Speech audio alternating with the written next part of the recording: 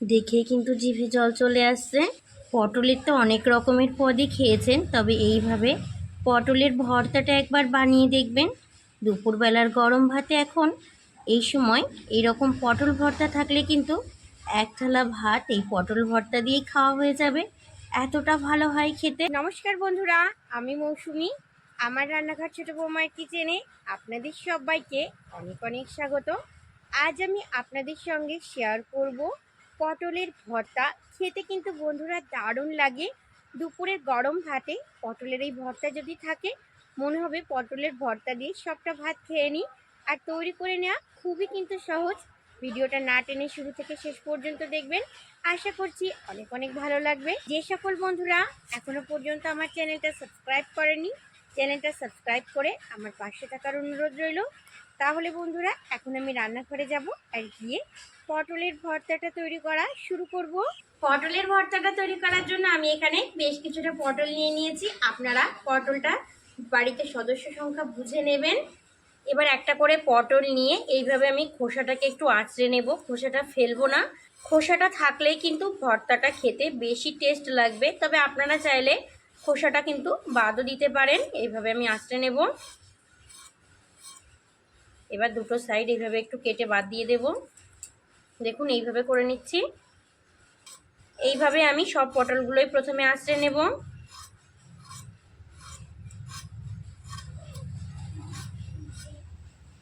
দুটো সাইড কেটে বাদ দিয়ে দেব। সব পটলগুলোই আমি সেম একইভাবে আঁচড়ে নেব।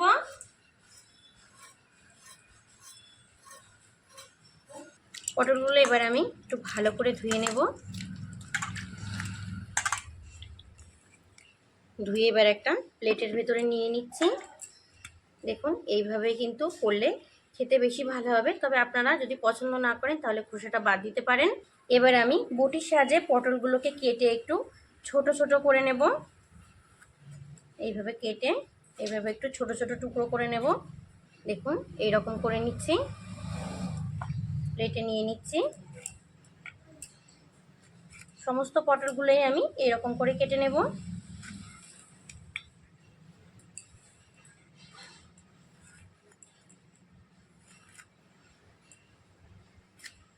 এইভাবে করে নিলে একটু সুবিধা হবে।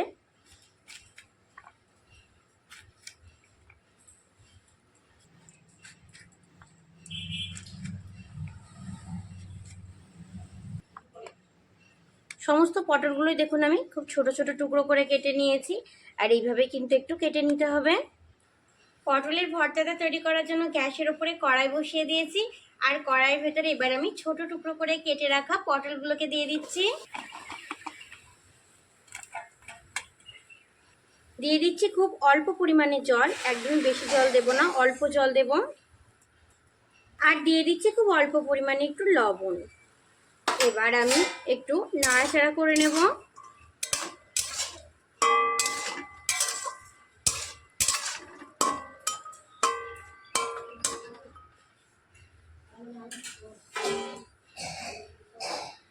এবার ঢাকা দিয়ে আমি পটলগুলোকে একটু সেদ্ধ করে নেব।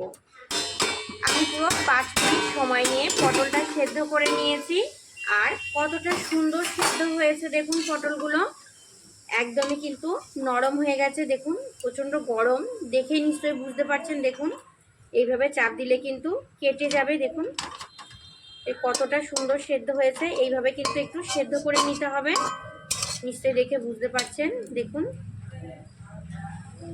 এইভাবে চাপ দিলে কিন্তু পটলটা কেটে যাচ্ছে। দেখুন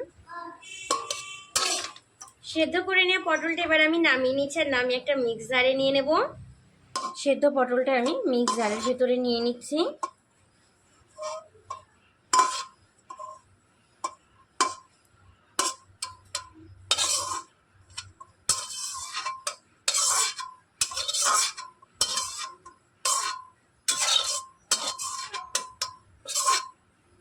ঢাকনাটা আটকে এবার একটু মিক্সিতে ঘুরিয়ে নেব।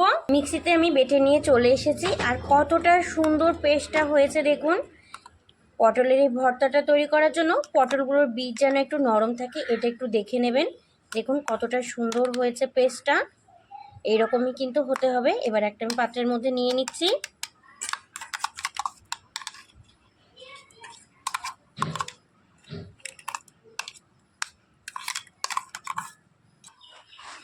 সম্পূর্ণ পটল বাটাটা আমি দেখুন নিয়ে নিয়েছি বাটির মধ্যে। পটলের ভর্তাটা তৈরি করার জন্য কড়াটা পরিষ্কার করে ধুয়ে আবারও গ্যাসের উপরে বসিয়ে দিয়েছি। এবার দিয়ে দিচ্ছি বেশ কিছুটা পরিমাণে সর্ষের তেল। যে কোনো ভর্তায় কিন্তু সর্ষের তেল দিয়ে তৈরি করলে খেতে ভীষণই ভালো হয়, সেজন্য কিছুটা সর্ষের তেল দিয়ে দিচ্ছি। সর্ষের তেলটা দিয়ে দিয়েছি, একটু ভালো করে গরম করে নেব। দিয়ে দিচ্ছি হাফ টেবিল চামচ কালো জিরে, দিয়ে দিচ্ছি 6 থেকে 7টা শুকনো লঙ্কা। নাড়াচাড়া করে নেব একটু।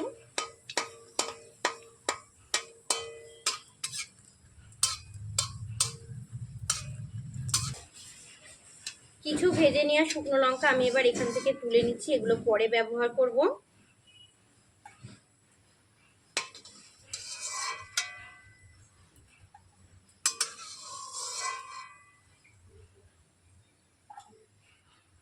এই শুকনো লঙ্কাগুলোকে আমি এবার তেলের ভেতরে এইভাবে একটু ভেঙে দেব।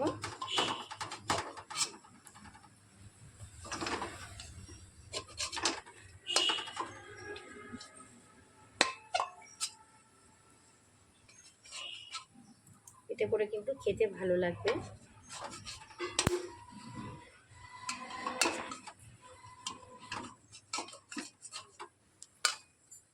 একটা মিডিয়াম সাইজের রসুনের কোয়াগুলোকে আমি ছোট ছোট টুকরো করে কেটে নিয়েছি, দিয়ে দিচ্ছি।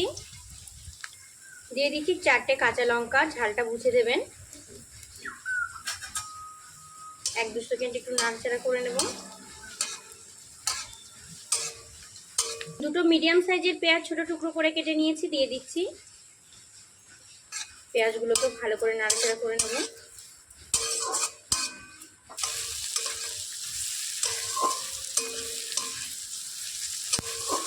নাড়াচাড়া করতে করতে দেখুন পেঁয়াজগুলো কিন্তু এখন অনেকটা সফট হয়ে এসেছে, দেখুন অনেকটা নরম হয়ে গেছে।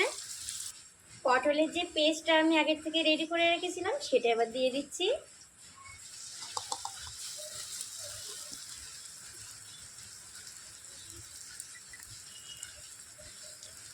সম্পূর্ণ পেস্টটা আমি দিয়ে দিয়েছি।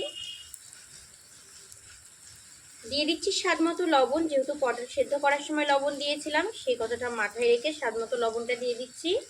দিয়ে দিচ্ছি পরিমাণ মতো হলুদ গুঁড়ো। এবার নাড়াচাড়া করে পটলের পেস্টটাকে মশলার সঙ্গে একদম ভালো করে কষিয়ে নেব।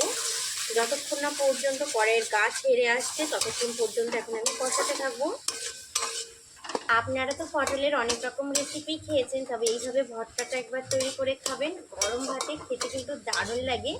দুপুরবেলার গরম ভাতে এইরকম পটল ভর্তা থাকলে কিন্তু এক থালা ভাত এই ভর্তাটা দিয়েই খেতে ইচ্ছা করবে, এতটা সুন্দর হয় খেতে। দেখুন নাড়াচাড়া করতে করতে কিন্তু অনেকটাই শুকিয়ে এসেছে। এইভাবে কিন্তু কষিয়ে নিতে হবে। যে ভাজা শুকনো লঙ্কাটা আমি তুলে রেখেছিলাম একটু হাত দিয়ে গুঁড়ো করে নিয়েছি, দিয়ে দিচ্ছি। এইভাবে দিলে খেতে ভীষণ ভালো লাগে। দিয়ে দিচ্ছি সামান্য একটু কাঁচা সর্ষের তেল। কাঁচা সর্ষের তেল কিন্তু ভর্তায় খেতে দারুণ লাগে। আর দিয়ে দিচ্ছি খুব সামান্য পরিমাণে চিনি, আপনারা চাইলে কিন্তু স্কিপ করতে পারেন, তবে দিলে কিন্তু দারুণ হয় খেতে। নাড়াচাড়া করে আবার একটু সব কিছুকে আমি ভালো করে মিশিয়ে নেব।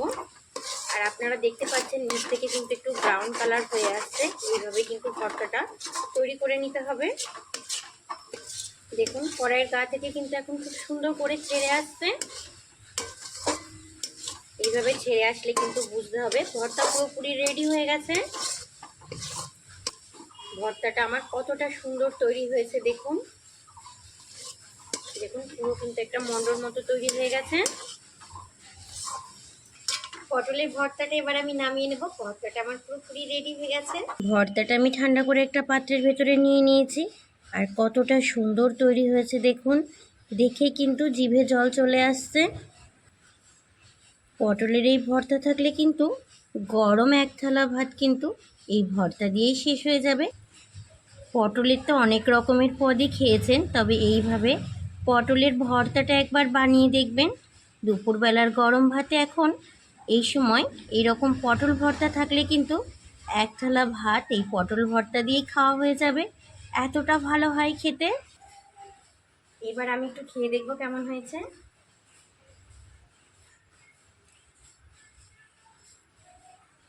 দারুণ দারুণ অসাধারণ, যেভাবে দেখালাম একবার তৈরি করে খাবেন।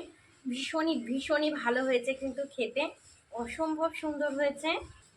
আমার আজকে তৈরি এই পটল ভর্তার ভিডিওটা যদি ভালো লেগে থাকে অবশ্যই ছোট্ট একটা কমেন্টে জানাবেন।